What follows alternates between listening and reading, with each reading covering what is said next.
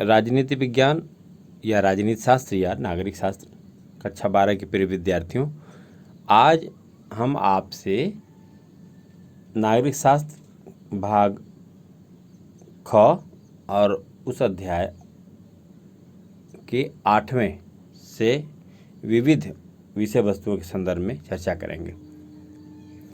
क्षेत्रीय आकांक्षाएं, क्षेत्र और राष्ट्र, इस पर चर्चा करने के पहले विस्तार से हम उन बिंदुओं की तरफ आपका ध्यान ले जाना चाहेंगे जहां से इसकी शुरुआत बेहतर तरीके से की जा सकती है।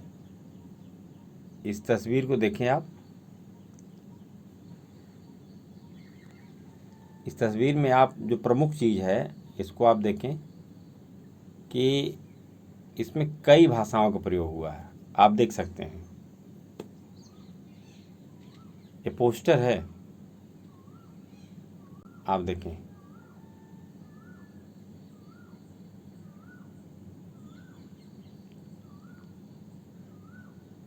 आप इस पोस्टर को इसलिए आपके सामने प्रस्तुत किया कि ताकि बहुत सी चीज़ें स्पष्ट हो जानी चाहिए। अब देखें आप, क्षेत्रीय आकांक्षाओं को अक्सर क्षेत्र विशेष की भाषा में अभिव्यक्त किया जाता है और ये आकांक्षाएं स्थानीय जनता या शासकों को संबोधित की जाती हैं। यहाँ जो पोस्टर दिखाया गया है स्पष्ट हो जाता है, तो फिर हम आगे बढ़ते हैं। आप देख लें।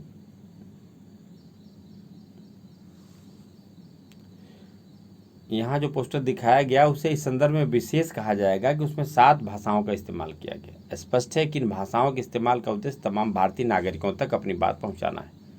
पोस्टर से यह बात साफ जाहिर है कि क्षेत्रीय आकांक्षाओं का राष्ट्रीय भावनाओं से कोई बुनियादी टकराव नहीं है।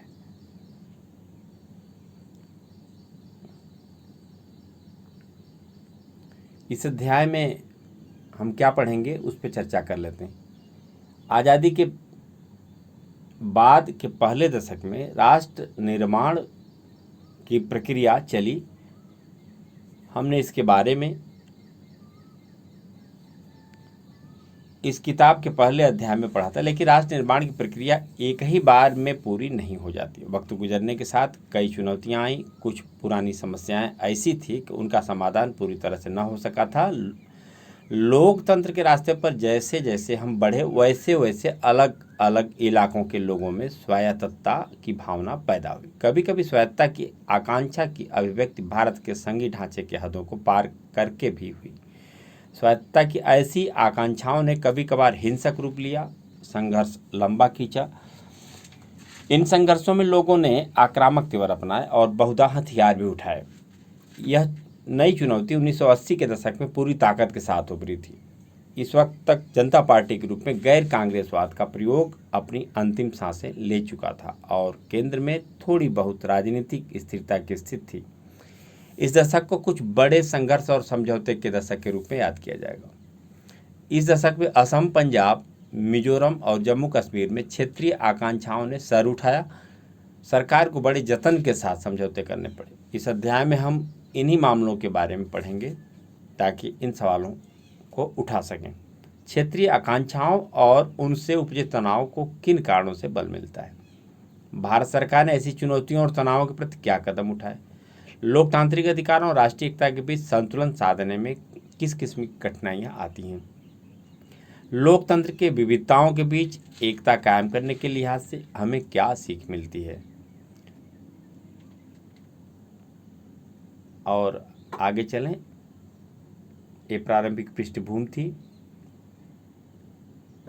क्षेत्रीय आकांक्षाएं, क्षेत्र और राष्ट्र। 1980 के दशक को स्वायत्तता की मांग के दशक के रूप में भी देखा जा सकता है। दौर में देश के कई हिस्सों में स्वायत्तता की मांग उठी और इससे संवैधानिक हदों को भी पार किया। इन आंदोलनों में शामिल लोगों ने अपनी मांग के पक्ष में हथियार उठाए। सरकार ने उनको दबाने के लिए जवाबी कार्रवाई की और इस क्रम में राजनीतिक तथा चुनावी प्रक्रिया अवरुद्ध हुई। आश्चर्य नहीं कि स्वायत्तता की मांग को लेकर चले अधिकतर संघर्ष लंबे समय तक जारी रहे। इन संघर्षों पर विराम लगाने के लिए केंद्र सरकार को सुलह की बातचीत का रास्ता अख्तियार करना पड़ा अथवा सत्ता के आंदोलन की अगुवाई कर रहे समूहों से समझौते करने पड़े। बातचीत की एक लंबी प्रक्रिया के बाद ही दोनों पक्षों के बीच समझौता हो सका। बातचीत का लक्ष्य यह रखा गया कि विवाद के मुद्दों को संविधान के दायरे में रहकर निपटा लिया जाए। बहरहाल समझौते तक पहुंचने की यात्रा बड़ी दुर्गम रही और इसमें जब तक हिंसा के स्वरूप रहे। भारत का नजरिया। राष्ट्र निर्माण की प्रक्रिया और भारत के संविधान के बारे में पढ़ते हुए विविधता के एक बुनियादी सिद्धांत की चर्चा हमारी नज़रों से बार बार गुजरी है। भारत में विभिन्न क्षेत्र और भाषाई समूहों को अपनी संस्कृति बनाए रखने का अधिकार होगा। हमने एकता की भावधारा से बंधे एक ऐसे सामाजिक जीवन के निर्माण का निर्णय लिया था जिसमें इस समाज को आकार देने वाली तमाम संस्कृतियों की विशिष्टताएं बनी रहीं। भारतीय राष्ट्रवाद ने एकता और विविधता के बीच संतुलन साधने की कोशिश की। राष्ट्र का मतलब यह नहीं है कि क्षेत्र को नकार दिया जाए। इस क्षेत्र में भारत का नज़रिया यूरोप के कई देशों से अलग रहा, जहां सांस्कृतिक भिन्नताओं को राष्ट्र की एकता के लिए खतरे के रूप में देखा गया। भारत ने विविधता के सवाल पर लोकतांत्रिक दृष्टिकोण अपनाया। लोकतंत्र में क्षेत्रीय आकांक्षाओं की राजनीति अभिव्यक्ति की अनुमति है। लोकतंत्र क्षेत्रीयता को राष्ट्र विरोधी नहीं मानता। इसके अतिरिक्त लोकतांत्रिक राजनीति में इस बात के पूरे अवसर होते हैं कि विभिन्न दल और समूह क्षेत्रीय पहचान, आकांक्षा अथवा किसी खास क्षेत्रीय समस्या के को आधार बनाकर लोगों की भावनाओं की नुमाइंदगी करें। इस तरह लोकतांत्रिक राजनीति की प्रक्रिया में क्षेत्रीय आकांक्षाएं और बलवती होती हैं। साथ ही लोकतांत्रिक राजनीति का एक अर्थ यह भी है कि क्षेत्रीय मुद्दों और समस्याओं पर नीति निर्धारण की प्रक्रिया में समुचित ध्यान दिया जाएगा और उन्हें इसमें भागीदारी दी जाएगी।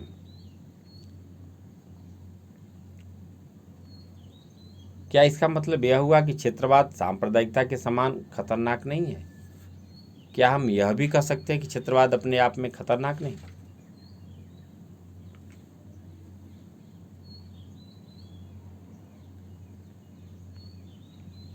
ऐसी व्यवस्था में कभी कभी तनाव या परेशानियां खड़ी हो सकती हैं। कभी ऐसा भी हो सकता है कि राष्ट्रीय एकता के सरोकार क्षेत्रीय आकांक्षाओं और ज़रूरतों पर भारी पड़े। कभी ऐसा भी हो सकता है कि कोई क्षेत्रीय सरोकारों के कारण राष्ट्र की बेहतर आवश्यकताओं से आंखें मूंद लें। जो राष्ट्र चाहते हैं कि विविधताओं का सम्मान हो, साथ ही राष्ट्र की एकता भी बने रहे, वहाँ क्षेत्रों की ताकत, उनके अधिकार और अलग अस्तित्व के मामले पर राजनीतिक संघर्ष का होना एक आम बात है। तनाव के दायरे। आपने पहले अध्याय में पढ़ा था कि आज़ादी के तुरंत बाद हमारे देश को विभाजन, विस्थापन, देशी रियासतों के विलय और राज्यों के पुनर्गठन जैसे कठिन मसलों से जूझना पड़ा। देश और विदेश के अनेक पर्यवेक्षकों का अनुमान था कि भारत एकीकृत राष्ट्र के रूप में ज़्यादा दिनों तक टिक नहीं पाएगा। आज़ादी के तुरंत बाद जम्मू कश्मीर का मसला सामने आया। यह सिर्फ भारत और पाकिस्तान के बीच संघर्ष का मामला नहीं था। कश्मीर घाटी के लोगों को राजनीतिक आकांक्षाओं का सवाल भी इससे जुड़ा हुआ था। ठीक इसी तरह पूर्वोत्तर के कुछ भागों में भारत का अंग होने के मसले पर सहमति नहीं थी। पहले नागालैंड में और फिर मिजोरम में भारत से अलग होने की मांग करते हुए जोरदार आंदोलन चले। दक्षिण भारत में भी द्रविड़ आंदोलन से जुड़े कुछ समूहों ने एक समय अलग राष्ट्र की बात उठाई थी। अलगाव के इन आंदोलनों के अतिरिक्त देश में भाषा के आधार पर राज्यों के गठन की मांग करते हुए जन आंदोलन चले। मौजूदा आंध्र प्रदेश, कर्नाटक, महाराष्ट्र और गुजरात ऐसे ही आंदोलनों वाले राज्य हैं। दक्षिण भारत के कुछ हिस्सों, खासकर तमिलनाडु में हिंदी को राजभाषा बनाने के खिलाफ विरोध आंदोलन चला। 1950 के दशक के उत्तरार्ध से पंजाबी भाषी लोगों ने अपने लिए एक अलग राज्य बनाने की आवाज़ उठानी शुरू करी। उनकी मांग आखिरकार मान ली गई और 1966 में पंजाब और हरियाणा नाम से राज्य बनाए गए। बाद में छत्तीसगढ़, उत्तराखंड और झारखंड का गठन हुआ। कहा जा सकता है कि विविधता की चुनौती से निपटने के लिए देश की अंदरूनी सीमा रेखाओं का पुनर्निर्धारण किया गया। बहरहाल इन प्रयासों का मतलब यह नहीं था कि हर परेशानी का हमेशा के लिए हल निकल रहा है। कश्मीर और नागालैंड जैसे कुछ क्षेत्रों में चुनौतियां इतनी विकट और जटिल थी कि राष्ट्र निर्माण के पहले दौर में इनका समाधान नहीं किया जा सका। इसके अतिरिक्त पंजाब, असम और मिजोरम में नई चुनौतियां उभरी। आइए हम इन मामलों पर तनिक विस्तार से बात करें। इसके साथ साथ राष्ट्र निर्माण के क्रम में पेश आई कुछ पुरानी कठिनाइयों और उनके उदाहरणों को याद करने की कोशिश करें। ऐसे मामलों में मिली सफलता या विफलता सिर्फ अतीत के अध्ययन के लिए एक जरूरी प्रस्थान बिंदु नहीं, बल्कि भारत के भविष्य को समझने के लिए भी एक जरूरी सबक है। इसके साथ आप देखें, खतरे की बात हमेशा सीमांत के राज्यों के संदर्भ में ही क्यों उठाई जाती है? क्या इन सब के पीछे विदेशी हाथ ही होता है? विचारणीय बिंदु है। बहुत ही सुंदर प्रश्न। विद्यार्थी इस पर चिंतन करें। सीमांत का अभिप्राय, जहाँ हमारी भारत की सीमाएं जहाँ पर पूर्ण होती हैं उससे लगे हुए जो प्रांत हैं,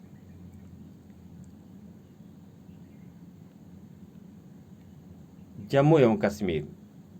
हालांकि इस समय जम्मू और कश्मीर की स्थिति धारा 370 के हटाए जाने के बाद परिवर्तित हो गई है, फिर भी हम इस अध्याय में दी गई विषय वस्तुओं को विद्यार्थियों के सामने रखेंगे। आपने जम्मू एवं कश्मीर में जारी हिंसा के बारे में सुना होगा।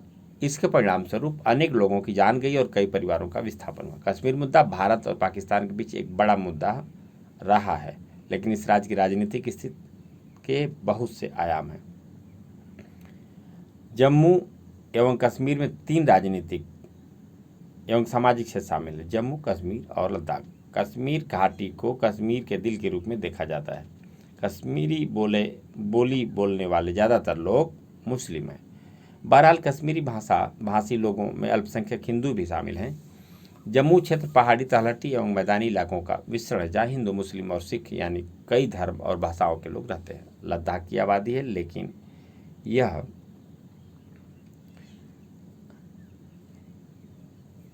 यह आबादी बहुत कम है। लद्दाख पर्वतीय इलाका है जहाँ बौद्ध एवं मुस्लिमों की आबादी है, लेकिन यह आबादी बहुत कम है। हम यहाँ देख लें जम्मू और कश्मीर, पूरा चित्र आपके सम्मुख है।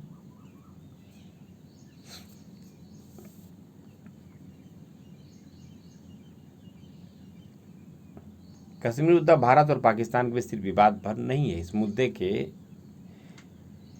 कुछ बाहरी तो कुछ भीतरी पहलू हैं। इसमें कश्मीरी पहचान का सवाल, जिसे कश्मीरियत के रूप में जाना जाता है, शामिल है। इसके साथ ही साथ जम्मू कश्मीर की राजनीतिक स्वायत्तता का मसला भी इसी से जुड़ा हुआ है। समस्या की जड़ें: 1947 से पहले जम्मू एवं कश्मीर में राजशाही थी। इसके हिंदू शासक हरि सिंह भारत में शामिल होना नहीं चाहते थे। उन्होंने अपने स्वतंत्र राज्य के लिए भारत और पाकिस्तान के साथ समझौता करने की कोशिश की।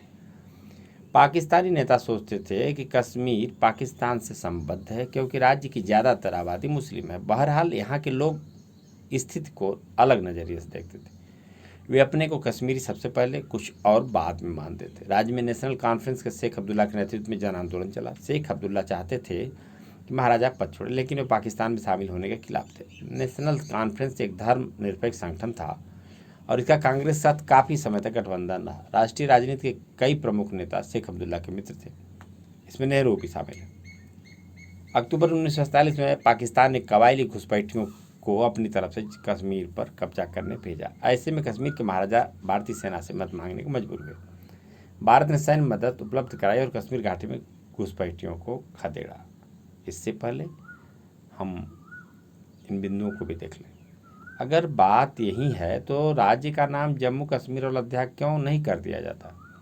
अन्य बातों के अलावा JKL कहना भी आसान है।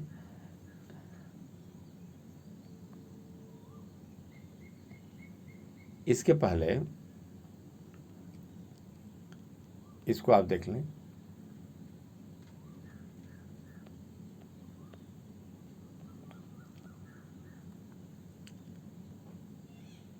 द्रविड़ आंदोलन: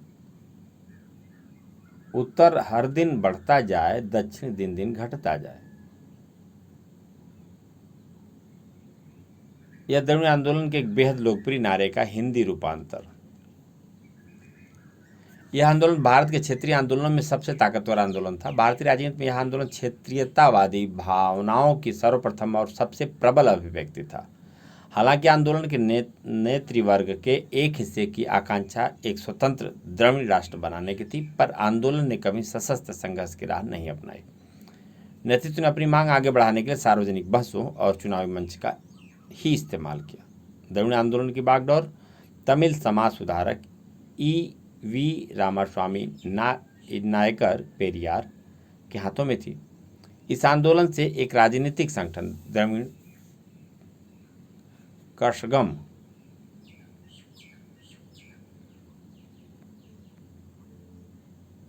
का सूत्रपात हुआ। यह संगठन ब्राह्मणों के वर्चस्व का विरोध करता था तथा उत्तरी भारत के राजनीतिक, आर्थिक और सांस्कृतिक प्रभुत्व को नकारते हुए क्षेत्रीय गौरव की प्रतिष्ठा पर जोर देता था। प्रारंभ में द्रविड़ आंदोलन समग्र दक्षिण भारतीय संदर्भ में अपनी बात रखता था, लेकिन यह अन्य दक्षिणी राज्यों के समर्थन से न मिलने के कारण यह आंदोलन धीरे धीरे तमिलनाडु तक ही सिमट कर रह गया। बाद में द्रविड़ कषगम दो धड़ों में बंट गया और आंदोलन की समूची राजनीतिक विरासत द्रविड़ मुनेत्र कषगम के पाले में केंद्रित हो गई। 1953-54 के दौरान डीएमके ने 3 सूत्रीय आंदोलन के साथ राजनीति में कदम रखा। आंदोलन की 3 मांगें थी। पहली, कल्लाकुडी नामक रेलवे स्टेशन का नया नाम डालमियापुरम निरस्त किया जाए, स्टेशन का मूल नाम बहाल किया जाए। संगठन की यह मांग उत्तर भारतीय आर्थिक प्रतीकों के प्रति उसके विरोध को प्रकट करती थी। यह आंदोलन की तस्वीर है। तमिलनाडु में हिंदी विरोधी आंदोलन 1965। इससे आगे बढ़े हम तो ईवी रामास्वामी नायकर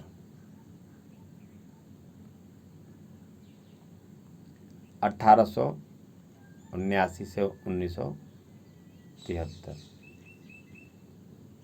पेरियार के नाम से प्रसिद्ध उन्नीश्वरवाद के प्रबल समर्थक, जाति विरोधी आंदोलन एवं द्रविड़ अस्मिता के उद्भावक,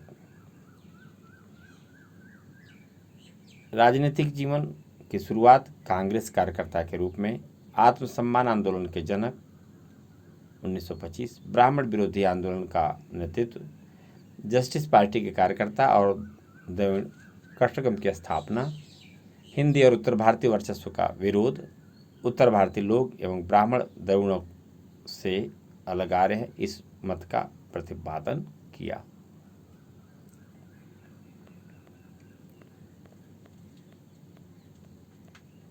यहाँ पर देखिए आप दी टाइम्स ऑफ इंडिया की एक अखबार की एक कतरन है जिसमें हिंदी के खिलाफ तमिलनाडु में हो रहे प्रदर्शन। दूसरी मांग इस बात को लेकर थी कि स्कूली पाठ्यक्रम में तमिल संस्कृति के इतिहास को ज़्यादा महत्व दिया जाए। संगठन की तीसरी मांग राज्य सरकार के शिल्पकर शिक्षा कार्यक्रम को लेकर थी। संगठन के अनुसार यह नीति समाज में ब्राह्मणवादी दृष्टिकोण को बढ़ावा देती थी। डीएमके हिंदी को राजभाषा का दर्जा देने के भी खिलाफ थी। 1965 के हिंदी विरोधी आंदोलन की सफलता ने डीएमके को जनता के बीच और भी लोकप्रिय बना दिया। राजनीतिक आंदोलन के एक लंबे सिलसिले के बाद डीएमके को 1967 के विधानसभा चुनाव में बड़ी सफलता हाथ लगी। तब से लेकर आज तक तमिलनाडु की राजनीति में द्रविड़ दलों का वर्चस्व कायम है। डीएमके के संस्थापक सी अन्नादुरै की मृत्यु के बाद दल में 2 फाड़ हो गया। इसमें एक दल मूल नाम यानी डीएमके को लेकर आगे चला, जबकि दूसरा दल खुद को ऑल इंडिया अन्ना द्रमुक कहने लगा। यह दल स्वयं को द्रविड़ विरासत का असली हकदार बताता था। तमिलनाडु की राजनीति में दोनों दल 4 दशकों से दबदबा बनाए हुए। इनमें से एक न एक दल 1996 से केंद्र में सत्तारूढ़ गठबंधन का हिस्सा रहा है। 1990 के दशक में एमडीएमके मरुमलीरची, द्रविड़ मुनेत्र कषगम, पीएमके पट्टाली मक्कल कच्ची, डीएमडीके देसिया मुरपोक्कू द्रविड़ कषगम जैसे कई अन्य दल अस्तित्व में आए। तमिलनाडु की राजनीति में इन सभी दलों ने क्षेत्रीय गौरव के मुद्दे को किसी न किसी रूप में जिंदा रखा है। एक दल क्षेत्रीय राजनीति को भारतीय राष्ट्र के लिए खतरा माना जाता था एक समय, लेकिन तमिलनाडु की राजनीति क्षेत्रवाद और राष्ट्रवाद के बीच सहकारिता की भावना का अच्छा उदाहरण पेश करती है। द हिंदुस्तान टाइम्स, ये देखें आप, कश्मीर के मसले पर खबर। भारत सरकार ने महाराजा से भारत संघ में विलय के दस्तावेज पर हस्ताक्षर करा लिए। इस पर सहमत जताई कि स्थिति सामान्य होने पर जम्मू कश्मीर की नीयत का फैसला जनमत सर्वेक्षण के द्वारा होगा। मार्च 1988 में शेख अब्दुल्ला जम्मू कश्मीर राज्य के प्रधानमंत्री। यहाँ ध्यान देने योग्य बात है, राज्य में सरकार के मुखिया को तब प्रधानमंत्री कहा जाता था। भारत जम्मू एवं कश्मीर की स्वायत्तता को बनाए रखने पर सहमत हो गया। इसे संविधान में धारा 370 का प्रावधान करके संवैधानिक दर्जा दिया गया था, क्योंकि अब यह समाप्त हो चुका है। बाहरी और आंतरिक विवाद। उस समय से जम्मू एवं कश्मीर की राजनीति हमेशा विवादग्रस्त एवं संघर्ष युक्त रही। इसके बाहरी एवं आंतरिक दोनों कारण हैं। कश्मीर समस्या का एक कारण पाकिस्तान का रवैया है। उसने हमेशा यह दावा किया है कि कश्मीर घाटी पाकिस्तान का हिस्सा होना चाहिए। आप यह पढ़ चुके हैं कि 1947 इस राज्य में पाकिस्तान ने कबायली हमला करवाया था, इसके परिणामस्वरूप राज्य का एक हिस्सा पाकिस्तानी नियंत्रण में आ गया। भारत ने दावा किया कि यह क्षेत्र का अवैध अधिकरण है।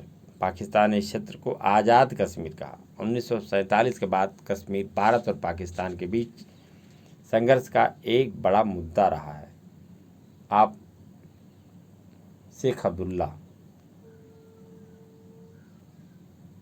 शेख मोहम्मद अब्दुल्ला जम्मू एवं कश्मीर के नेता, जम्मू कश्मीर की स्वायत्तता एवं धर्मनिरपेक्षता के समर्थक, राजशाही के खिलाफ जन आंदोलन का नेतृत्व, धर्मनिरपेक्षता के आधार पर पाकिस्तान का विरोध, नेशनल कॉन्फ्रेंस के नेता, भारत में विलय के बाद जम्मू कश्मीर के प्रधानमंत्री 1947, भारत सरकार द्वारा बर्खास्तगी और कारावास 1953 से 1964, पुनः कारावास 1965 से 1968, 1974 में इंदिरा गांधी के साथ समझौता, राज्य के मुख्यमंत्री पद पर आरूढ़। ये इनका शेख मोहम्मद अब्दुल्ला का परिचय है। आंतरिक रूप से देखें तो भारतीय संघ में कश्मीर की हैसियत को लेकर विवाद रहा है। आप जानते हैं कि कश्मीर को संविधान में धारा 370 के तहत विशेष दर्जा दिया गया है, नहीं अब था। धारा 370 एवं 371 के तहत किए गए विशेष प्रावधानों के बारे में आपने पिछले वर्ष भारतीय संविधान सिद्धांत और व्यवहार में पहले ही पढ़ चुका है। धारा 370 का जम्मू एवं कश्मीर को भारत के अन्य राज्यों के मुकाबले ज़्यादा स्वायत्तता दी गई है, नहीं थी। राज्य का अपना संविधान है। भारतीय संविधान की सारी व्यवस्थाएं इस राज्य में लागू नहीं होती, अब होंगी। संसद द्वारा पारित कानून राज्य में उनकी सम्मति के बाद ही लागू हो सकते हैं। अब ऐसा नहीं है, ये चीज़ समाप्त हो गई। इस विशेष स्थिति से दो विरोधी प्रतिक्रियाएं सामने आई। लोगों का एक समूह मानता है कि इस राज्य को धारा 370 के तहत विशेष दर्जा देने से यह भारत के साथ पूरी तरह से नहीं जुड़ पाया। यह समूह मानता है कि धारा 370 को समाप्त कर देना चाहिए और जम्मू कश्मीर को अन्य राज्यों की तरह ही होना चाहिए। यह सौभाग्य की बात है कि धारा 370 अब समाप्त हो चुकी है।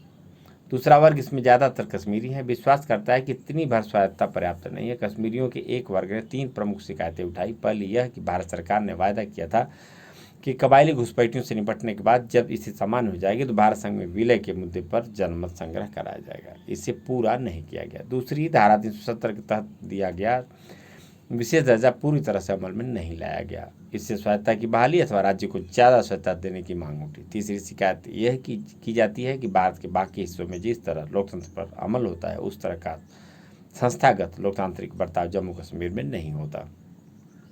राजनीति 1948 के बाद से प्रधानमंत्री का पद संभालने के बाद शेख अब्दुल्ला ने कश्मीर का, ये ख्याल रखेंगे, प्रधानमंत्री का पद, अब्दुल्ला ने भूमि सुधार की बड़ी मुहिम चलाई। उन्होंने इसके साथ साथ जन कल्याण की कुछ नीतियाँ भी लागू की। अब आगे बढ़ें इससे पहले आप सिने संसार से आप देख लें, रोजा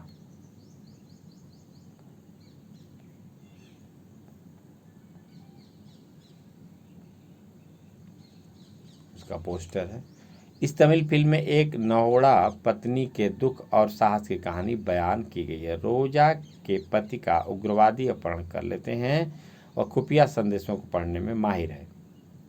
उसे कश्मीर में तैनात किया गया है जहां उसका काम दुश्मन के खुफिया संदेशों को पढ़ना है। पति पत्नी में जैसे ही दाम्पत्य का प्रेम बढ़ने लगता है वैसे ही पति का अपहरण हो जाता है। अपहरणकर्ताओं की मांग है कि रोजा के पति ऋषि को तभी छोड़ा जाए जब जेल में बंद उसके सरगना को छोड़ दिया जाए। रोजा का संसार ढहने लगता है। वह अधिकारियों और राजनेताओं के दरवाजे खटखटाते हुए दर दर भटकती है। यह फिल्म भारत पाकिस्तान विवाद की पृष्ठभूमि में बनी थी। इस वजह से लोगों में यह बड़ी लोकप्रिय हुई। इस फिल्म को हिंदी सहित अन्य भाषाओं में रूपांतरित किया गया। वर्ष 1992 निर्देशक मणिरत्नम, पटकथा मणिरत्नम, अभिनय हिंदी मधु अरविंद स्वामी, पंकज कपूर, जनकराज।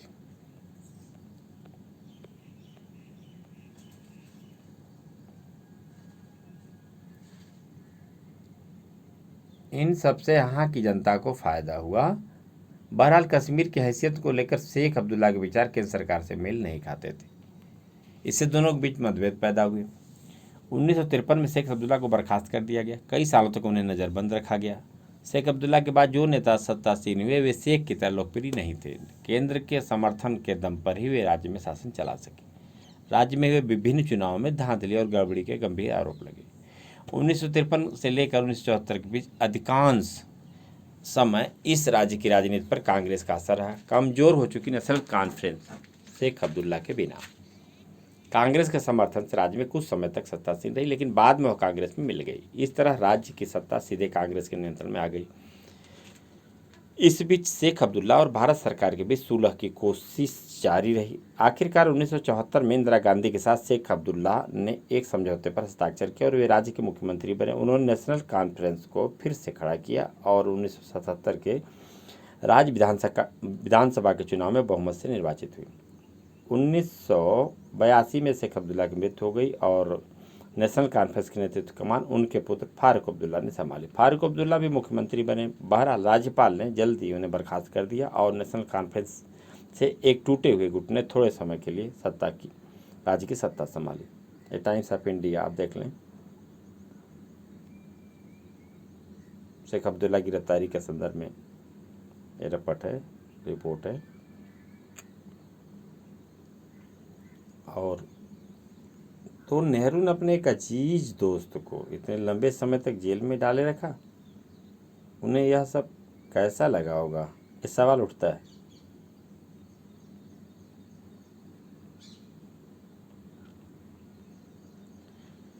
केंद्र सरकार के हस्तक्षेप से फारूक अब्दुल्ला की सरकार को बर्खास्त किया गया था। इससे कश्मीर में नाराजगी के भाव पैदा हुए। शेख अब्दुल्ला और इंदिरा गांधी के बीच हुए समझौते से राज्य के लोगों का लोकतांत्रिक प्रक्रिया पर विश्वास जमा था। फारूक अब्दुल्ला की सरकार की बर्खास्तगी से इस विश्वास को धक्का लगा। 1986 में नेशनल कॉन्फ्रेंस ने केंद्र में सत्तासीन कांग्रेस पार्टी के साथ चुनावी गठबंधन किया। इससे भी लोगों को लगा कि केंद्र राज्य की राजनीति में हस्तक्षेप कर रहा है। विद्रोही तेवर उसके बाद इसी माहौल में 1987 के विधानसभा चुनाव में आधिकारिक नतीजे बता रहे थे कि नेशनल कॉन्फ्रेंस और कांग्रेस गठबंधन को भारी जीत मिली है। फारूक अब्दुल्ला मुख्यमंत्री बने। बहरहाल लोग बाग यह मान रहे थे कि चुनाव में धांधली हुई और चुनाव परिणाम जनता की पसंद की नुमाइंदगी नहीं कर रहे। 1980 के दशक से ही यहाँ के लोगों में प्रशासनिक अक्षमता को लेकर रोष पनप रहा था। लोगों के मन का गुस्सा यह सोचकर और भड़का कि केंद्र के इशारे पर लोकतांत्रिक प्रक्रिया के साथ हेराफेरी की जा रही है। इस बात से कश्मीर में राजनीतिक संकट उठ खड़ा हुआ। इस संकट ने राज्य में जारी उग्रवाद के बीच गंभीर रूप धारण किया। 1989 तक यह राज्य उग्रवादी आंदोलन की गिरफ्त में आ चुका था। इस आंदोलन में लोगों को अलग कश्मीर राष्ट्र के नाम पर लामबंद किया जा रहा था। उग्रवादियों को पाकिस्तान ने नैतिक, भौतिक और सैनिक सहायता दी। कई सालों तक इस राज्य में राष्ट्रपति शासन लागू रहा। राज्य पर सेना को नियंत्रण रखना पड़ा। 1999 के बाद समय में इस राज्य के लोगों को उग्रवादियों और सेना की हिंसा भुगतनी पड़ी। 1996 में एक बार फिर इस राज्य में विधानसभा के चुनाव हुए। फारूक अब्दुल्ला के नेतृत्व में नेशनल कॉन्फ्रेंस की सरकार बनी। उसने जम्मू कश्मीर के लिए क्षेत्रीय स्वायत्तता की मांग की। जम्मू कश्मीर में 2002 के चुनाव बड़े निष्पक्ष ढंग से हुए। नेशनल कॉन्फ्रेंस को बहुमत नहीं मिल पाया। इस चुनाव में पीपुल्स डेमोक्रेटिक अलायंस PDP और कांग्रेस गठबंधन सरकार सत्ता में आई। हम आगे की विषय बिंदु पे चलें, इसके पहले इसे देख लें। कश्मीर में शांति आप देख सकते हैं, प्रयास तो रहा। कपोत या कबूतर शांति का प्रतीक है, लेकिन उसके ऊपर हमले देखें किस तरह से। आगे देखें, अपने निर्वाचित नेता की बर्खास्तगी 1984 की इस दूसरी घटना के बाद अब कश्मीरियों का यकीन पुख्ता हो गया कि भारत कभी भी उन्हें खुद पर शासन नहीं करने देगा। वी.के. नेहरू फारूक अब्दुल्ला की सरकार को बर्खास्त करने से पहले अलगाववाद और उसके बाद 1989 में जम्मू कश्मीर में अलगाववादी राजनीति ने सर उठाया। इसने कई रूप लिए और इस राजनीति की कई धाराएं हैं। अलगाववादियों का एक तबका कश्मीर को अलग राष्ट्र बनाना चाहता है, यानी एक ऐसा कश्मीर जो न पाकिस्तान का हिस्सा हो न भारत का। कुछ अलगाववादी समूह चाहते हैं कि कश्मीर का विलय पाकिस्तान में हो जाए। अलगाववादी राजनीति की यह तीसरी धारा भी है। इस धारा के समर्थक चाहते हैं कि कश्मीर भारत संघ का ही हिस्सा रहे, लेकिन उसे और स्वायत्तता दी जाए। स्वायत्तता की बात जम्मू और लद्दाख के लोगों को अलग अलग ढंग से लुभाती है। इस क्षेत्र के लोगों की एक आम शिकायत उपेक्षा भरे बर्ताव और पिछड़ेपन को लेकर है। इस वजह से पूरे राज्य की स्वायत्तता की मांग जितनी प्रबल है, उतनी प्रबल मांग इस राज्य के विभिन्न भागों में अपनी अपनी स्वायत्तता को लेकर है। शुरुआती सालों में उग्रवाद को लोगों का कुछ समर्थन हासिल था, लेकिन अब यहाँ के लोग शांति की कामना कर रहे हैं और शांति बन भी गई। विद्यार्थियों को बता दें, केंद्र ने विभिन्न अलगाववादी समूहों से बातचीत शुरू कर दी है। अलग राष्ट्र की मांग की जगह अब अलगाववादी समूह अपनी बातचीत में भारत संघ के साथ कश्मीर के रिश्तों को पुनर्परिभाषित करने पर जोर दे रहे हैं। जम्मू कश्मीर बहुलवादी समाज और राजनीति का एक जीवंत उदाहरण है। यहाँ धार्मिक, सांस्कृतिक, भाषाई, जाति और जनजाति यानी हर तरह की विभिन्नताएं हैं। साथ ही राजनीतिक आकांक्षाएं भी एक सी नहीं हैं। एक तरफ इस राज्य में विभिन्नताएं और इसी के अनुकूल अलग अलग राजनीतिक आकांक्षाएं हैं, तो दूसरी तरफ संघर्ष और तनाव की स्थितियां भी बदस्तूर कायम हैं। लेकिन इन सबके बीच राज्य की बहुलतावादी धर्मनिरपेक्ष संस्कृति अधिकांशतया अक्षुण्ण बनी हुई है। पर यह सारी बात सरकार, अधिकारियों, नेताओं और आतंकवादियों के बारे में है। कश्मीर जनता के बारे में कोई कुछ क्यों नहीं कहता? लोकतंत्र में तो जनता की इच्छा को महत्व दिया जाना चाहिए। तो मैं ठीक कह रही हूँ ना? यह देखिए कमेंट है, आगे देखें। पंजाब 1980 के दशक में पंजाब में भी बड़े बदलाव आए। इस प्रांत की सामाजिक बनावट विभाजन के समय पहली बार बदली थी। बाद में इसके कुछ हिस्सों में हरियाणा और हिमाचल प्रदेश नामक राज्य बनाए गए। इससे भी पंजाब की सामाजिक संरचना बदली। हालांकि 1950 के दशक में देश के शेष हिस्से को भाषाई आधार पर पुनर्गठित किया गया था, लेकिन पंजाब को 1966 तक इंतजार करना पड़ा। इस साल पंजाबी भाषी प्रांत का निर्माण हुआ। सिखों की राजनीतिक शाखा के रूप में 1920 के दशक में अकाली दल का गठन हुआ। अकाली दल ने पंजाबी सूबा के गठन का आंदोलन चलाया। पंजाबी भाषी सूबे में सिख बहुसंख्यक हो गए।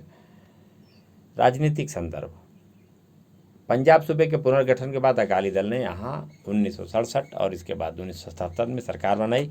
दोनों ही मौके पर गठबंधन सरकार बनी। अकालियों के आगे यह बात स्पष्ट हो चुकी थी कि सूबे के नए सीमांकन के बावजूद उनकी राजनीतिक स्थिति डामाडोल है। पहली बात तो यही कि उनकी सरकार को केंद्र ने कार्यकाल पूरा करने से पहले बर्खास्त कर दिया था।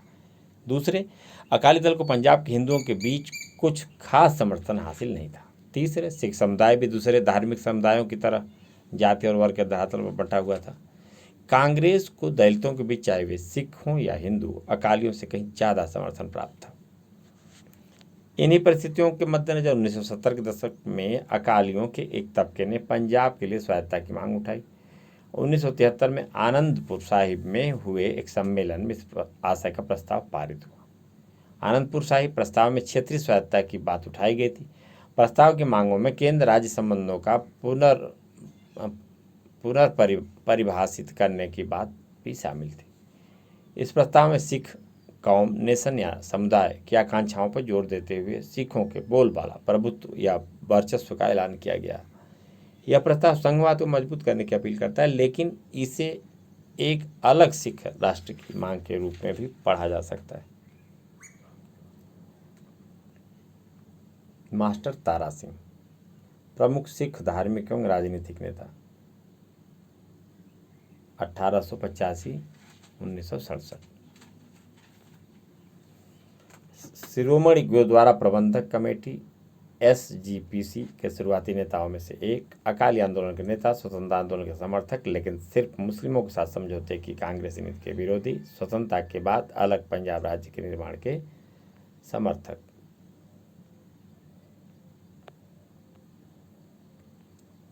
आनंदपुर शाही प्रस्ताव का सिख जन समुदाय पर बड़ा कम असर पड़ा। कुछ साल बाद जब 1980 में अकाली दल की सरकार बर्खास्त हो गई तो अकाली दल ने पंजाब एवं पड़ोसी राज्यों के बीच पानी के बंटवारे के मुद्दे पर एक आंदोलन चलाया। धार्मिक नेताओं के एक तबके ने स्वायत्त सिख पहचान की बात उठाई। कुछ चरमपंथी तबकों ने भारत से अलग खालिस्तान बनाने की वकालत की। हिंसा का चक्र।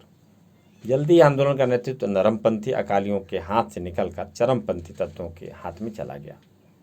आंदोलन ने सशस्त्र विद्रोह का रूप ले लिया। उग्रवादियों ने अमृतसर स्थित सिखों के तीर्थ स्वर्ण मंदिरों में अपना मुख्यालय बनाया। स्वर्ण मंदिर एक हथियारबंद किले में तब्दील हो गया। 1984 के जून माह में भारत सरकार ने ऑपरेशन ब्लू स्टार चलाया। यह स्वर्ण मंदिर में की गई सैन्य कार्रवाई का कूट नाम था। इस सैन्य अभियान में सरकार ने उग्रवादियों को तो सफलतापूर्वक मार भगाया, लेकिन सैन्य कार्रवाई से ऐतिहासिक स्वर्ण मंदिर को क्षति भी पहुंची। इससे सिखों की भावनाओं को गहरी चोट लगी। भारत से बाहर बसे अधिकतर सिखों ने सैन्य अभियान को अपने धर्म विश्वास पर हमला माना। इन बातों से उग्रवादी और चरमपंथी समूहों को और बल मिला। कुछ और त्रासद घटनाओं ने पंजाब की समस्या को एक जटिल रास्ते पर ला खड़ा किया। प्रधानमंत्री इंदिरा गांधी की 31 अक्टूबर 1984 के दिन उनके आवास के बाहर उन्हीं के अंगरक्षकों ने हत्या कर दी। ये अंगरक्षक सिख थे और ऑपरेशन ब्लू स्टार का बदला लेना चाहते थे। एक तरफ पूरा देश इस घटना से शोक संतप्त था तो दूसरी तरफ दिल्ली सहित उत्तर भारत के कई हिस्सों में सिख समुदाय के विरुद्ध हिंसा भड़क उठी। यह हिंसा कई हफ्तों तक जारी रही। 2000 से ज़्यादा की तादाद में सिख दिल्ली में मारे गए। देश की राजधानी दिल्ली इस हिंसा से सबसे ज़्यादा प्रभावित हुई थी। कानपुर, बोकारो और चास जैसे देश के कई हिस्सों पर सैकड़ों सिख मारे गए। कई सिख परिवारों में कोई भी पुरुष न बचा। इन परिवारों को गहरा भावनात्मक आघात पहुंचा और आर्थिक हानि उठानी पड़ी। सिखों को सबसे ज़्यादा दुख इस बात का था कि सरकार ने स्थिति को सामान्य बनाने के लिए बड़ी देर से कदम उठाए।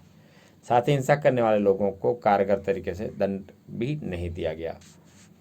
प्रधानमंत्री मनमोहन सिंह ने 2005 में संसद में अपने भाषण के दौरान इस रक्तपात पर अफसोस जताया और सिख विरोधी हिंसा के लिए देश से माफ़ी मांगी।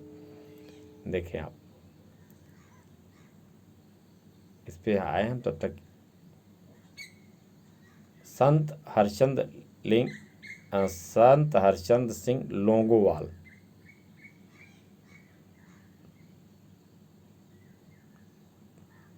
1932 से 1985 सिखों के धार्मिक एवं राजनीतिक नेता। छठे दशक के दौरान राजनीतिक जीवन की शुरुआत अकाली नेता के रूप में।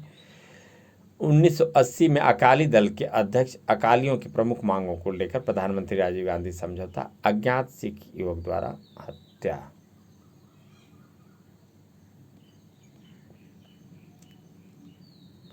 ये देखें, स्वर्ण मंदिर पर सेना कब्जा, भिंडरावाले का पता नहीं। देख सकते हैं आप, नई दुनिया की यह खबर है। शांति की ओर। 1984 के चुनाव के बाद सत्ता में आने पर नए प्रधानमंत्री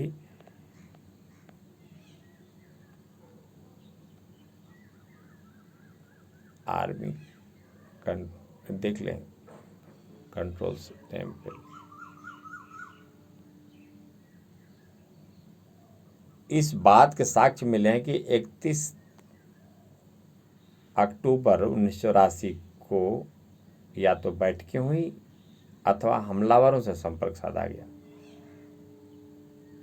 उसने सिखों को जान से मारने,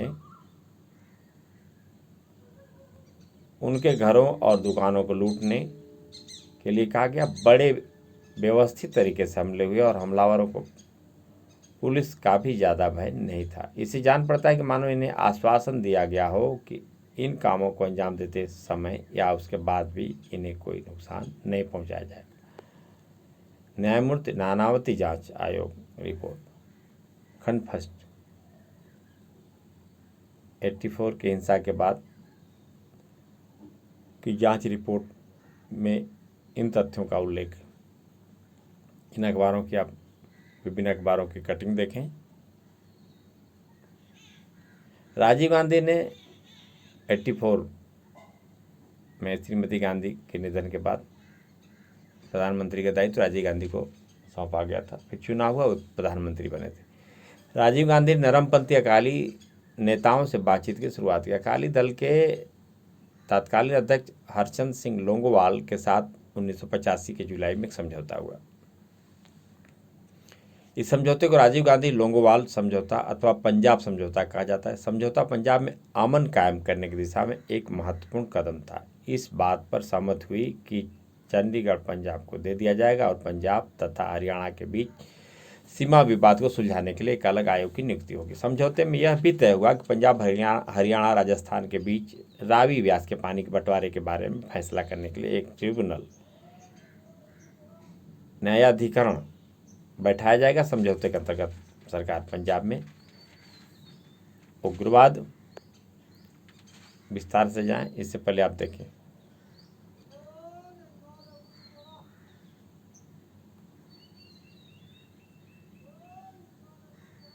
तस्वीर है।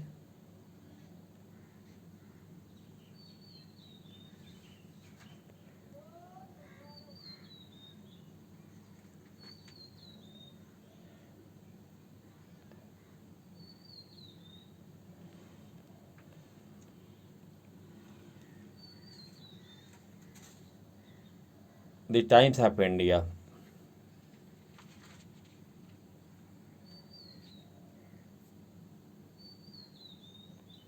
की एक खबर, श्रीमती गांधी की जब हत्या हुई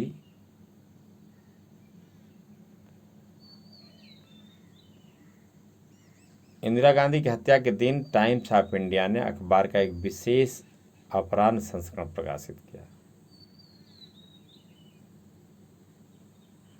इसलिए सबसे ऊपर लिखा है, देखें आप, स्पेशल एडिशन।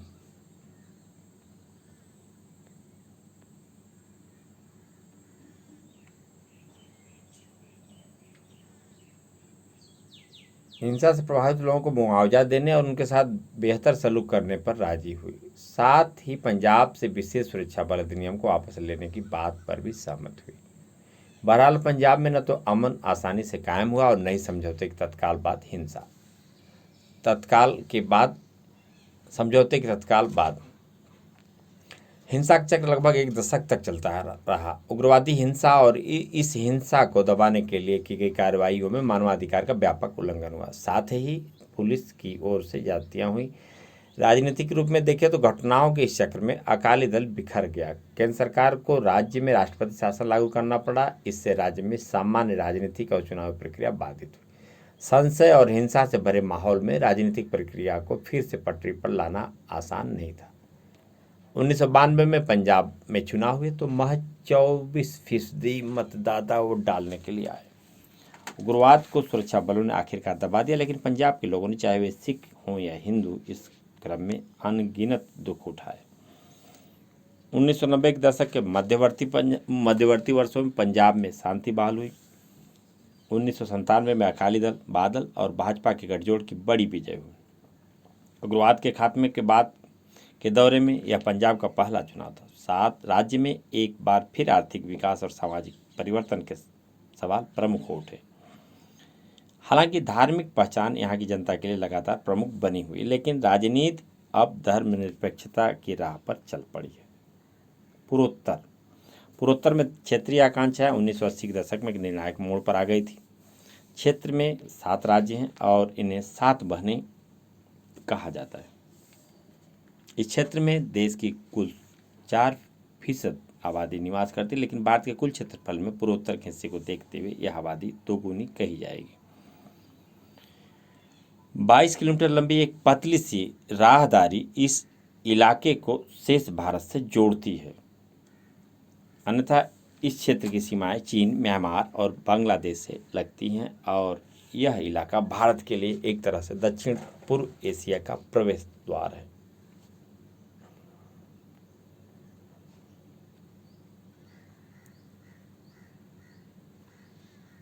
सिख समुदाय से ही नहीं, पूरे भारत राष्ट्र से माफ़ी मांगने में मुझे कोई संकोच नहीं, क्योंकि 1984 में जो कुछ हुआ वह राष्ट्र की अवधारणा तथा संविधान के लिखे का नकार था।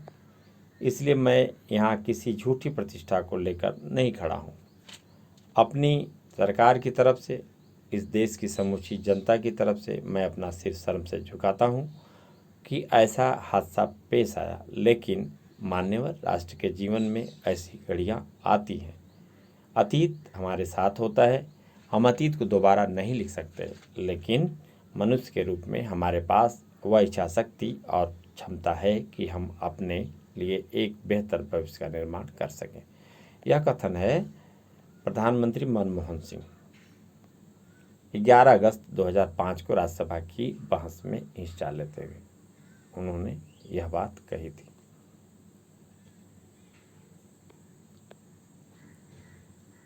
इसके इलाके में हमें पूर्वोत्तर की चर्चा हो रही थी। इस इलाके में 1947 के बाद से अनेक बदलाव आए। त्रिपुरा, मणिपुर, मेघालय का खासी पहाड़ी क्षेत्र पहले अलग अलग रियासत थे। आज़ादी के बाद भारत संघ में इनका विलय हुआ। पूर्वोत्तर के पूरे इलाके का बड़े व्यापक स्तर पर राजनीतिक पुनर्गठन हुआ है। नागालैंड को 1963 में राज्य बनाया गया। मणिपुर, त्रिपुरा और मेघालय 1972 में राज्य बने, जबकि मिजोरम और अरुणाचल प्रदेश को 1987 में राज्य का दर्जा दिया गया। 1947 के भारत विभाजन से पूर्वोत्तर के इलाके भारत को शेष भागों से एकदम अलग थलग पड़ गए और इस अर्थव्यवस्था पर इसके दुष्प्रभाव पड़ा।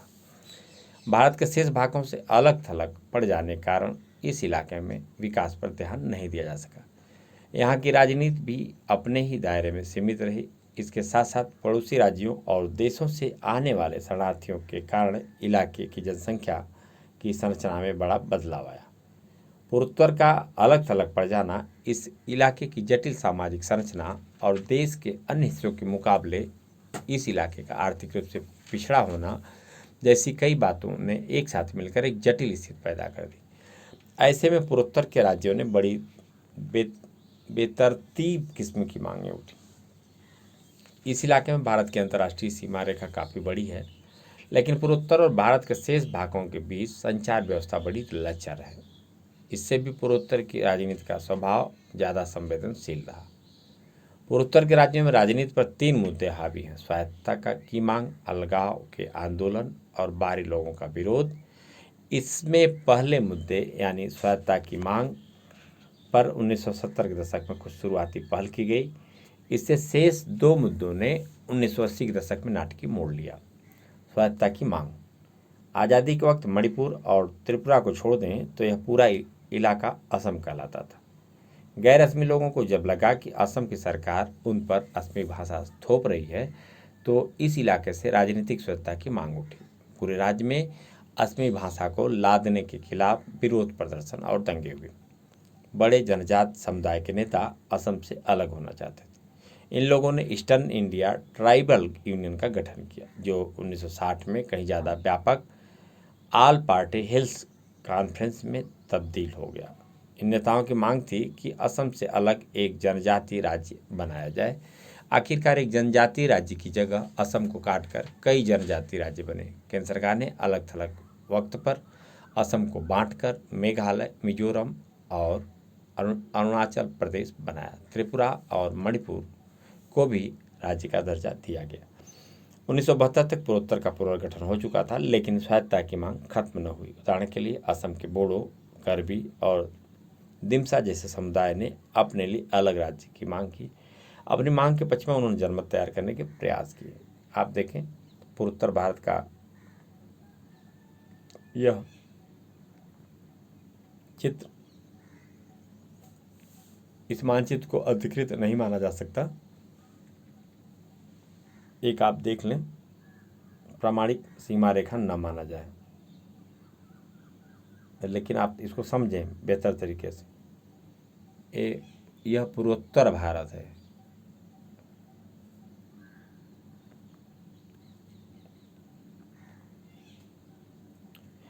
जन आंदोलन चला और विद्रोही कार्रवाइयां भी की।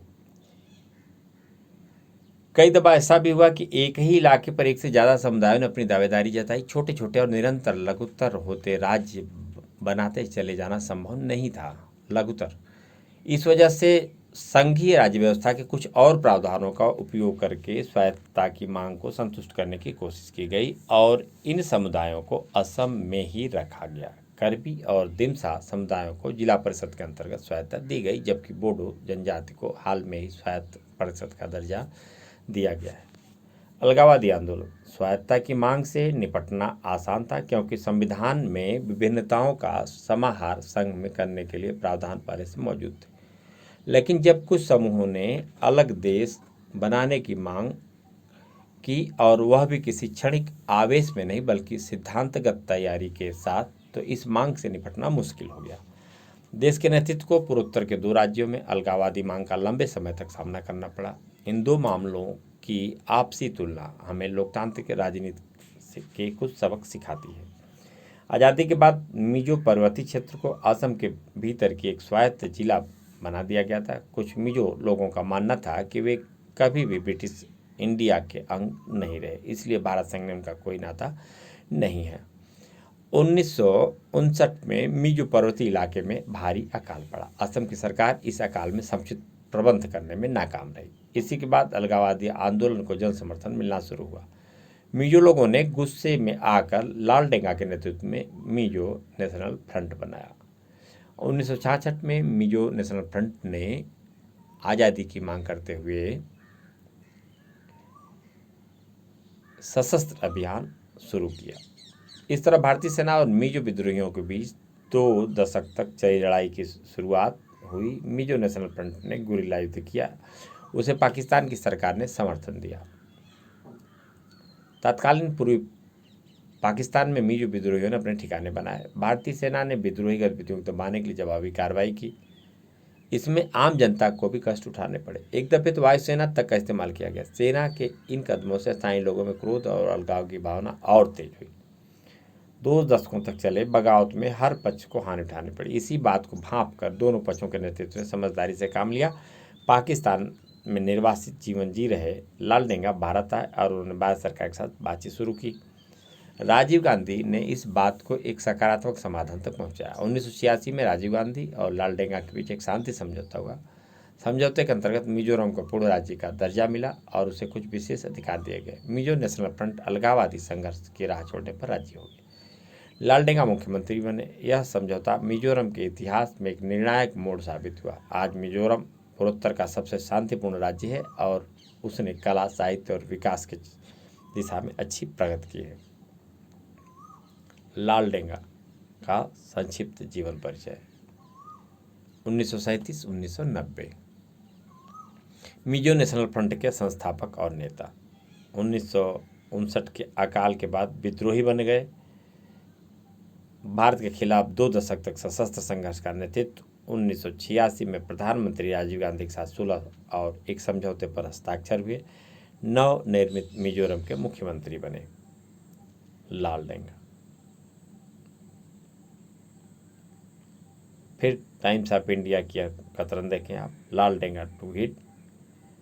इस प्रकार से किस प्रकार से मिजोरम की स्थिति को संभाला गया, समझौता हुआ। नागालैंड की कहानी भी मिजोरम की तरह है, लेकिन नागालैंड का अलगाववादी आंदोलन ज़्यादा पुराना है और अभी इसका मिजोरम की तरह खुशगवार हल नहीं निकल पाया। हालांकि समझौते हुए हैं वर्तमान सरकार में, यह विद्यार्थियों को जानने की जरूरत है। अंगमी जापू फिजो के नेतृत्व में नगा लोगों के एक तबके ने 1951 में अपने को भारत से आज़ाद घोषित कर दिया था। फिजो ने बातचीत के कई प्रस्ताव ठुकराए। हिंसक विद्रोह के एक दौर के बाद नगा लोगों के एक तबके ने भारत सरकार के साथ एक समझौते पर दस्तखत किए, लेकिन अन्य विद्रोहियों ने इस समझौते को नहीं माना। नागालैंड की समस्या का समाधान होना अब भी बाकी हुआ है। विद्यार्थी जान लें, परिवर्तन हुआ है। बाहरी लोगों के खिलाफ आंदोलन। पूर्वोत्तर में बड़े पैमाने पर अप्रवासी आए हैं, इससे एक खास समस्या पैदा हुई। स्थानीय जनता इन्हें बाहरी समझती है और बाहरी लोगों के खिलाफ उसके मन में गुस्सा है। भारत के दूसरे राज्यों अथवा किसी अन्य राज्य से देखें आप,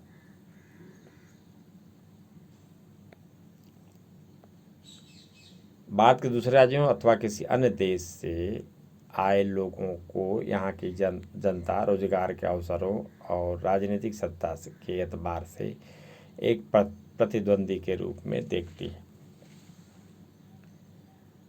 स्थानीय लोग बाहर से आए हुए लोगों के बारे में मानते हैं कि ये लोग यहाँ की जमीन हथिया रहे हैं। पूर्वोत्तर के कई राज्यों में इस मसले ने राजनीतिक रंग ले लिया है। कभी कभी इन बातों के कारण हिंसक घटनाएं भी होती हैं। 1979 से 1985 तक चला असम आंदोलन बाहरी लोगों के खिलाफ चले आंदोलनों का सबसे अच्छा उदाहरण है। असमी लोगों को संदेह था कि बांग्लादेश से आकर बहुत सी मुस्लिम आबादी असम में बसी हुई है। लोगों के मन में यह भावना घर कर गई थी कि इन विदेशी लोगों को पहचान कर उन्हें अपने देश नहीं भेजा गया तो स्थानीय असमी जनता अल्पसंख्यक हो जाएगी। कुछ आर्थिक मसले भी थे। असम में तेल, चाय और कोयले जैसे प्राकृतिक संसाधनों की मौजूदगी के बावजूद व्यापक गरीबी थी। यहाँ की जनता ने माना कि असम के प्राकृतिक संसाधन बाहर भेजे जा रहे हैं, असमी लोगों को कोई फायदा नहीं हो रहा है। 1979 में आल असम स्टूडेंट यूनियन आसू ने विदेशियों के विरोध में एक आंदोलन चलाया। आसू एक छात्र संगठन था। इसका जुड़ाव किसी भी राजनीतिक दल से नहीं था। आसू का आंदोलन अवैध अप्रवासी बंगाली और अन्य लोगों के दबदबे तथा मतदाता सूची में लाखों अप्रवासियों के नाम दर्ज करने के खिलाफ था। आंदोलन की मांग थी कि 1951 के बाद जितने भी लोग असम में आकर बसे हैं उन्हें असम से बाहर भेजा जाए। इस आंदोलन ने कई नए तरीकों को अपनाया और असमी जनता के हर तबके का समर्थन हासिल किया। इस आंदोलन को पूरे असम में समर्थन मिला। आंदोलन के दौरान हिंसक और त्रासद घटनाएं भी बहुत से लोगों को जान गंवानी पड़ी और धन संपत्ति का नुकसान हुआ। आंदोलन के दौरान रेलगाड़ियां की आवाजाही तथा बिहार स्थित बरौनी तेल शोधक कारखाने को तेल आपूर्ति रोकने की कोशिश की गई। 6 साल के सतत अस्थिरता के बाद राजीव गांधी के नेतृत्व वाली सरकार ने आसू के नेताओं से बातचीत शुरू की। इसके परिणामस्वरूप 1985 में समझौता हुआ। समझौते के अंतर्गत तय किया गया कि जो लोग बांग्लादेश युद्ध के दौरान अथवा उसके बाद के सालों में असम आए हैं उनकी पहचान की जाएगी और उन्हें वापस भेजा जाएगा। आंदोलन की कामयाबी के बाद आसू और असम गण संग्राम परिषद ने साथ मिलकर अपने को एक क्षेत्रीय राजनीतिक पार्टी के रूप में संगठित किया। इस पार्टी का नाम असम गण परिषद रखा गया। असम गण परिषद 1985 में इस वादे के साथ सत्ता में आई थी कि विदेशी लोगों की समस्या को सुलझा लिया जाएगा, एक स्वर्णिम असम का निर्माण किया जाएगा।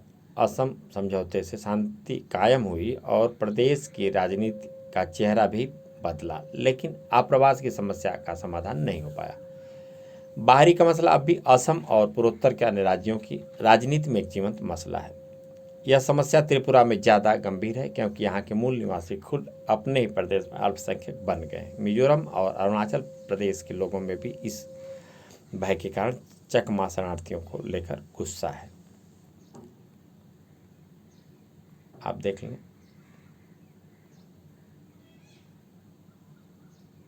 अंगमी जापू फिजो 1904-1990 नागालैंड की आज़ादी के आंदोलन के नेता,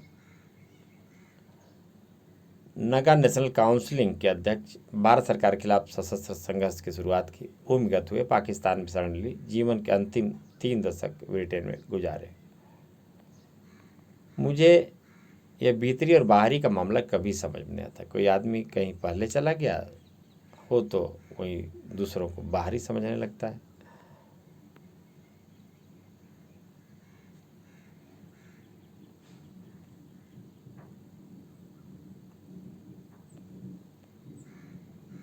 देखें आप, नई दुनिया समाचार पत्र में प्रकाशित असम समझौता के संदर्भ में यह खबर। समाहार और राष्ट्रीय अखंडता।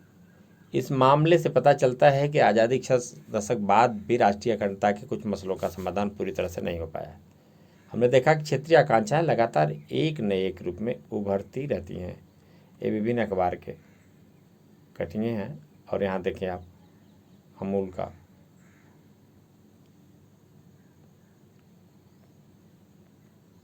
ये देखें,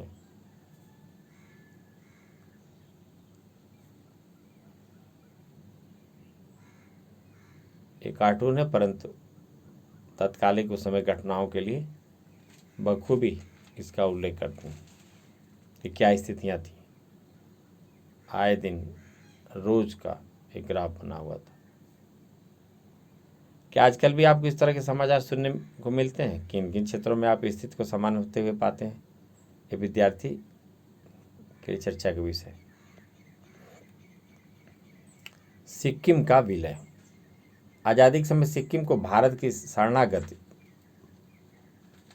प्राप्त थी। इसका मतलब यह कि तब सिक्किम भारत का अंग तो नहीं था, लेकिन वह पूरी तरह संप्रभु राष्ट्र भी नहीं था। सिक्किम की रक्षा और विदेशी मामलों का जिम्मा भारत सरकार का था, जबकि सिक्किम के आंतरिक प्रशासन की बागडोर यहाँ के राजा चोंग्याल के हाथों में थी। यह व्यवस्था कारगर साबित नहीं हो पाई, क्योंकि सिक्किम के राजा स्थानीय जनता की लोकतांत्रिक आकांक्षाओं को संभाल नहीं सके। सिक्किम की आबादी में एक बड़ा हिस्सा नेपालियों का था। नेपाली मूल की जनता के मन में यह भाव घर कर गया कि चोंग्याल अल्पसंख्यक लेप्चा भूटिया के एक छोटे से अभिजन तबके का शासन उन पर लाद रहा है। चोंग्याल विरोधी दोनों समुदाय के नेताओं ने भारत सरकार से मत मांगे और भारत सरकार का समर्थन हासिल किया। सिक्किम विधानसभा के लिए पहला लोकतांत्रिक चुनाव 1974 में हुआ और इसमें सिक्किम कांग्रेस को भारी विजय मिली। यह पार्टी सिक्किम को भारत के साथ जोड़ने के पक्षधर में थी। सिक्किम विधानसभा ने पहले भारत के सह प्रांत बनने की कोशिश की। इसके बाद 1975 के अप्रैल में एक प्रस्ताव पारित किया। इस प्रस्ताव में भारत के साथ सिक्किम के पूर्ण विलय की बात कही गई थी।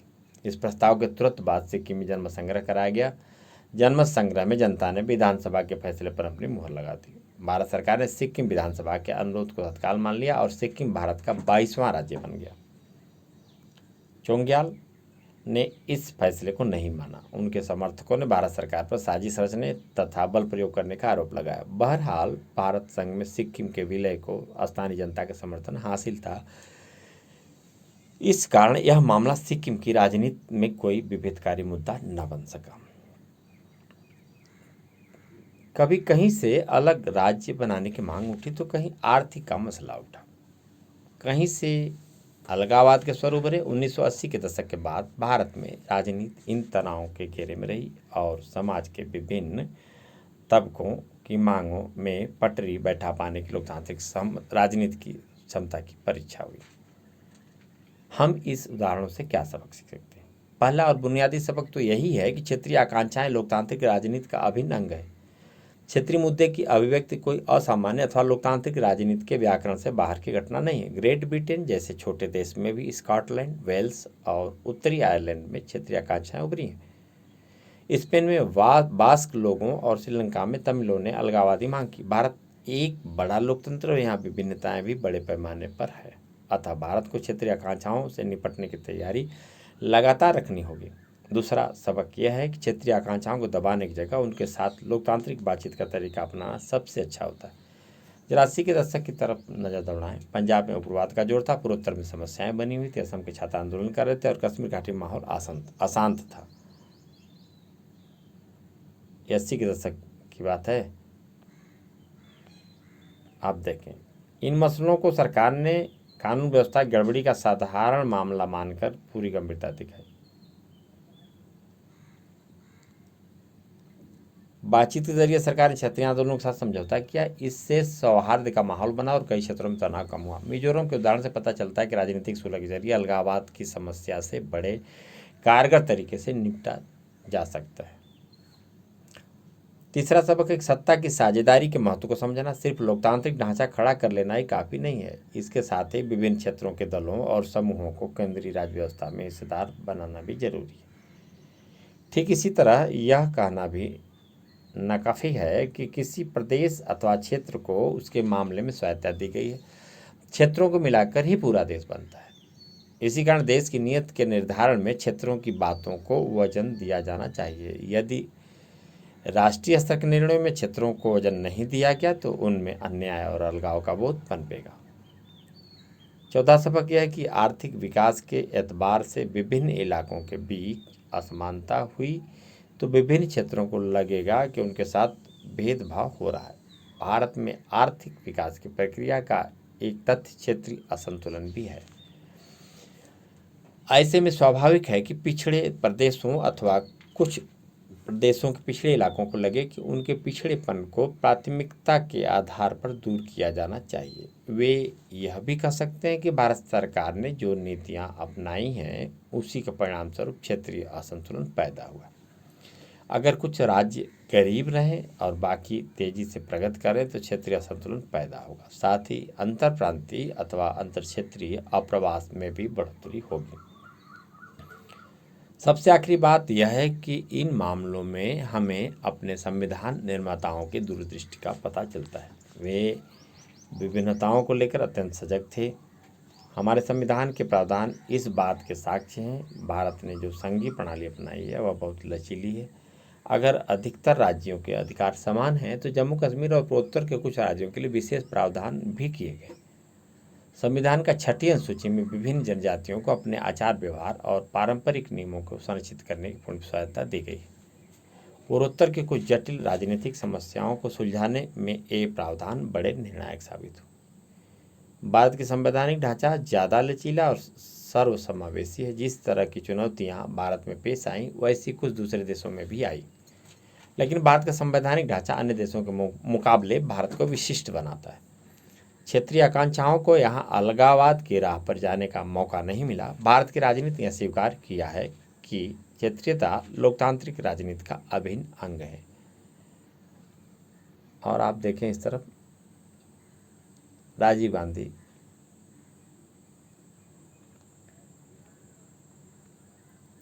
यह तस्वीर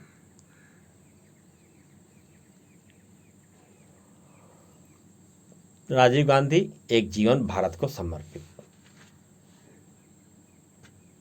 राजीव गांधी 1944, 1991, 1984 से 1989 के बीच भारत के प्रधानमंत्री। इंदिरा गांधी के पुत्र, 1980 के बाद राजनीति में सक्रिय। पंजाब के आतंकवादियों, मिजो विद्रोहियों तथा असम में छात्र संघ से समझौता, खुली अर्थव्यवस्था एवं कंप्यूटर प्रौद्योगिकी के हिमायती। सिंघली तमिल के समस्या को सुलझाने के लिए भारतीय शांति सेना को श्रीलंका की सरकार के अनुरोध पर श्रीलंका भेजा। संदिग्ध LTTE आत्मघाती द्वारा हत्या। यह पूर्व प्रधानमंत्री राजीव गांधी का संक्षिप्त परिचय है। यहाँ पर एक विषय बिंदु विद्यार्थियों के सामने हम रख दें। जब वे प्रधानमंत्री बने थे श्रीमती इंदिरा गांधी की हत्या के बाद, तो एक बात उठी थी, पायलट से प्रधानमंत्री। इसके तह में आप जाएंगे तो महत्वपूर्ण बिंदु जिसको हम बताते हैं, प्रायः विद्यार्थियों में भ्रम हो जाता है कि उसके पहले वे सांसद नहीं थे। यहाँ पर महज हम इतना विद्यार्थियों को संकेत करना चाहते हैं कि वे सांसद थे, महज पायलट ही नहीं थे बल्कि वे सांसद भी थे। उसके बाद प्रधानमंत्री बने। ऐसा नहीं है कि प्रधानमंत्री बने उसके बाद सांसद बने, सांसद पहले थे। यह भ्रम विद्यार्थियों का दूर होना चाहिए। सामान्यतया इस तरह की चीज़ें आ जाती हैं और लोगों के बीच में भ्रम उत्पन्न कर देती हैं। तथ्यात्मक चीज़ों को विशेष तौर पर जानना और समझना चाहिए। आंकड़ों की सटीक जानकारी होनी चाहिए। गोवा की मुक्ति, हालांकि 1947 में भारत में अंग्रेजी साम्राज्य का खात्मा हो गया था, लेकिन पुर्तगाल ने गोवा, दमन और दीव से अपना शासन हटाने से इनकार कर दिया। यह क्षेत्र 16वीं सदी से ही औपनिवेशिक शासन में था। अपने लंबे शासनकाल में पुर्तगाल ने गोवा की जनता का दमन किया था। उसने वहाँ के लोगों को नागरिक अधिकारों से वंचित रखा और बलात्कार परिवर्तन कराया। आज़ादी के बाद भारत सरकार ने बड़े धैर्यपूर्वक पुर्तगाल को गोवा से अपना शासन हटाने पर रजामंद करने की कोशिश की। गोवा में आज़ादी के लिए एक मजबूत जन आंदोलन चला। इस आंदोलन को महाराष्ट्र के समाजवादी सत्याग्रहियों ने बल प्रदान किया। आखिरकार दिसंबर 1961 में भारत सरकार ने गोवा में अपनी सेना भेजी। 2 दिन की कार्रवाई में भारतीय सेना ने गोवा को मुक्त करा लिया। गोवा, दमन और दीव संघ शासित प्रदेश। जल्दी ही एक और समस्या उठ खड़ी हुई। महाराष्ट्रवादी गोमांतक पार्टी के नेतृत्व में एक तबके ने मांग रखी कि गोवा को महाराष्ट्र में मिला दिया जाए, क्योंकि यह मराठी भाषी क्षेत्र है। बहरहाल बहुत से गोवावासी गोवानी पहचान और संस्कृति की स्वतंत्र अहमियत बनाए रखना चाहते थे। कोंकणी भाषा के लिए भी उनके मन में आग्रह था। इन तबके का नेतृत्व यूनाइटेड गोवन पार्टी UGP ने किया। 1967 के जनवरी में केंद्र सरकार ने गोवा में एक विशेष जन सर्वेक्षण कराया। इसमें गोवा के लोगों से पूछा गया कि आप लोग महाराष्ट्र में शामिल होना चाहते हैं अथवा अलग से बने रहना चाहते हैं। इस मसले पर सरकार ने जनता की इच्छा को जानने के लिए जनमत संग्रह जैसी प्रक्रिया अपनाई थी। अधिकतर लोगों ने महाराष्ट्र से अलग रहने के पक्ष में मत डाला। इस तरह गोवा संघ शासित प्रदेश बना रहा। अंततः 1987 में गोवा भारत संघ का एक राज्य बना। The times of India, Goa back with the, देखें आप, मदरलैंड।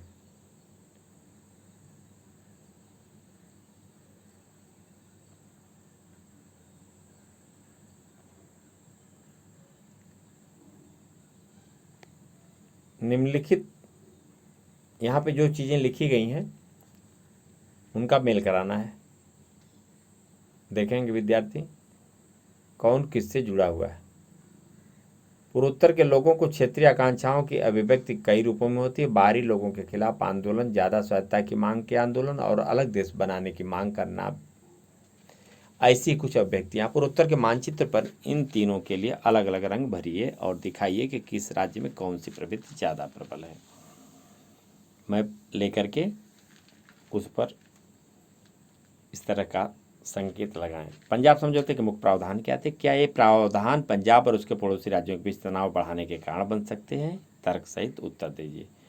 आनंदपुर साहिब प्रस्ताव के विवादास्पद होने के क्या कारण थे?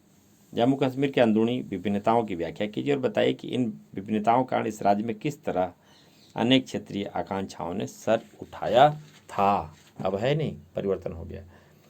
फिर भी कश्मीर की क्षेत्रीय स्वायत्तता के मसले पर विभिन्न पक्ष क्या हैं, उनमें कौन सा पक्ष आपको समुचित जान पड़ता है? अपने उत्तर के पक्ष में तर्क दीजिए। 370 हट चुकी है, इसलिए इन प्रश्न में वे कुछ प्रमुख विषय बिंदु अब नहीं आ सकते। असम आंदोलन सांस्कृतिक अभियान और आर्थिक पिछड़ेपन की मिलीजुली अभिव्यक्ति था। व्याख्या कीजिए। हर क्षेत्रीय आंदोलन अलगाववादी मांग की तरफ अग्रसर नहीं होता। तथ्य की व्याख्या कीजिए। भारत के विभिन्न भागों से उठने वाली क्षेत्रीय भाषाओं में विविधता में एकता के सिद्धांत की अभिव्यक्ति होती है। क्या आप इस कथन से सहमत हैं? तर्क दीजिए। अवतरण को पढ़ें और इसके आधार पर पूछे गए प्रश्नों का उत्तर दें। हजारिका का एक गीत एकता की विजय पर है। पूर्वोत्तर के 7 राज्यों को इस गीत में एक ही माँ की 7 बेटियां कहा गया है। मेघालय अपने रास्ते गई, अरुणाचल भी अलग हुई और मिजोरम असम के द्वार पर दूल्हे की तरह दूसरी बेटी से ब्याह रचाने को खड़ा है। फिर से इस कथन को आप देखें। हजारिका का एक गीत एकता की विजय पर है। पूर्वोत्तर के 7 राज्यों को इस गीत में एक ही माँ की 7 बेटियां कहा गया है। मेघालय अपने रास्ते गई, अरुणाचल भी अलग हुई और मिजोरम असम के द्वार पर दूल्हे की तरह दूसरी बेटी से ब्याह रचाने को खड़ा है। इस गीत का अंत असमी लोगों की एकता को बनाए रखने के संकल्प के साथ होता है और इसमें समकालीन असम में मौजूद छोटी छोटी कौमों को भी अपने साथ एकजुट रखने की बात कही गई। कार्बी और मिजिंग भाई बहन हमारे परिजन है। संजीव बरुआ। इसमें जो प्रश्न बनते, लेखक यहाँ किस एकता की बात कर रहा है? पुराने राज्य असम से अलग करके पूर्वोत्तर के कुछ राज्य क्यों बनाए गए? क्या आपको लगता है कि भारत के सभी क्षेत्रों के ऊपर एकता की यही बात लागू हो सकती है? क्यों? ये तथ्य आपके सामने अभी रखे गए और विभिन्न बातों की चर्चा की गई। क्षेत्रीय आकांक्षाएं संदर्भित एक बार फिर से हम आपको जो कुछ प्रमुख चीज़ें हैं उनको हम आपके सम्मुख रखते हुए आगे बढ़ेंगे। जो प्रमुख रूप से है और ये पूर्वोत्तर भारत है। और देखिए आप, मनमोहन सिंह ने 84 के दंगे में सिखों के साथ हुई घटनाओं को लेकर क्षमा मांगा और उसके संदर्भ में उनके कथन है राज्यसभा में जो आपके सामने ये देखें। काफ़ी दुखदायी घड़ी थी हिंदुस्तान के लिए। 31 अक्टूबर 1984, जिस दिन श्रीमती गांधी के अंगरक्षकों ने ही उनकी हत्या कर दी थी, उसी संदर्भित यह चित्र भी है। और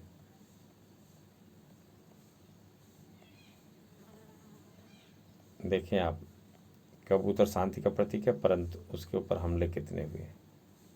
कश्मीर के संदर्भ में यह अत्यंत महत्वपूर्ण, और रोजा फिल्म ने कश्मीर में हो रही घटनाओं और किस प्रकार से वहाँ की अन्य व्यवस्थाओं की ओर संकेत करती है। और आप यह देखें,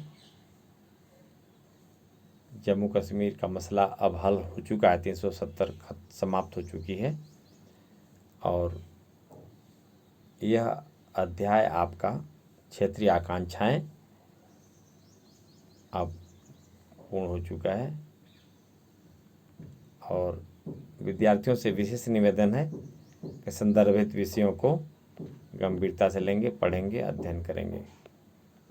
इसी के साथ क्षेत्रीय आकांक्षाएं अध्याय, क्षेत्रीय आकांक्षाएं का अध्याय पूर्ण होता है।